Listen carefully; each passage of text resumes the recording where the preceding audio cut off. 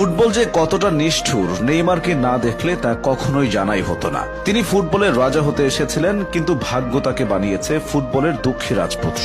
নেইমারকে ছাড়া ব্রাজিল রংহীন, আসলে তাকে ছাড়া ফুটবলটাই রংহীন। নেইমার ইনজুরিতে পড়েন, ফিরে এসে আবার ইনজুরিতে পড়েন, আবার ফেরার চেষ্টা করেন, এভাবেই কেটে গেল 10-10টা বছর। নেইমার ভক্তরাও শিখে গেছেন অপেক্ষা কাকে বলে, আক্ষেপ কাকে বলে। ইনজুরি মুক্ত নেইমার প্রতিপক্ষকে কি করতে পারেন তা সবারই জানা, কিন্তু প্রমাণের সুযোগই তো পান না। 2014 সাল ব্রাজিলের ঘরের মাঠে বিশ্বকাপ, হেক্সা জয়ের স্বপ্নে বিভোর ব্রাজিলের ভক্ত সমর্থকেরা। তাদের স্বপ্নের সারথি নেইমার, সব ঠিকঠাকই যাচ্ছিল। কোয়ার্টার ফাইনালে কলম্বিয়ার মুখোমুখি হয় ব্রাজিল। ম্যাচ জিতে সেমিফাইনাল নিশ্চিত করে সেলেসাওরা। তবে অন্ধকার অনিশ্চয়তায় চলে যায় তাদের যুবরাজ নেইমারের ভবিষ্যৎ। ম্যাচ জয়ে সেদিন আনন্দ উল্লাস হয়নি, বরং বিষাদের বর্ষণে ভিজেছিল সমর্থকেরা।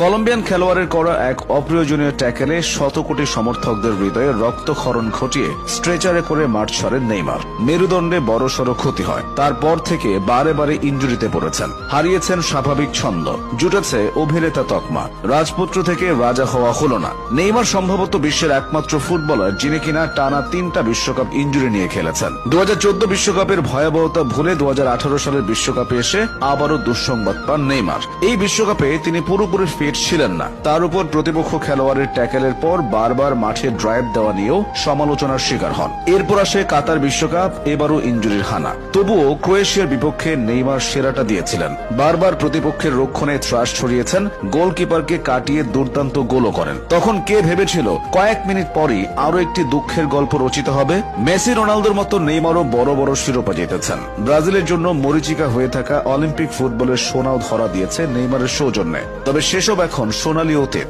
ব্রাজিলের হয়ে নেইমার বেশ সাড়া ফেলেই অভিষিক্ত হয়েছিলেন।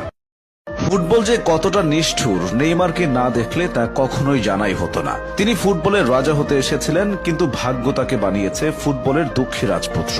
নেইমারকে ছাড়া ব্রাজিল রংহীন, আসলে তাকে ছাড়া ফুটবলটাই রংহীন। নেইমার ইনজুরিতে পড়েন, ফিরে এসে আবার ইনজুরিতে পড়েন, আবার ফেরার চেষ্টা করেন, এভাবেই কেটে গেল 10-10টা বছর। নেইমার ভক্তরাও শিখে গেছেন অপেক্ষা কাকে বলে, আক্ষেপ কাকে বলে। ইনজুরি মুক্ত নেইমার প্রতিপক্ষকে কি করতে পারেন তা সবারই জানা, কিন্তু প্রমাণের সুযোগই তো পান না। 2014 সাল ব্রাজিলের ঘরের মাঠে বিশ্বকাপ, হেক্সা জয়ের স্বপ্নে বিভোর ব্রাজিলের ভক্ত সমর্থকেরা। তাদের স্বপ্নের সারথি নেইমার, সব ঠিকঠাকই যাচ্ছিল।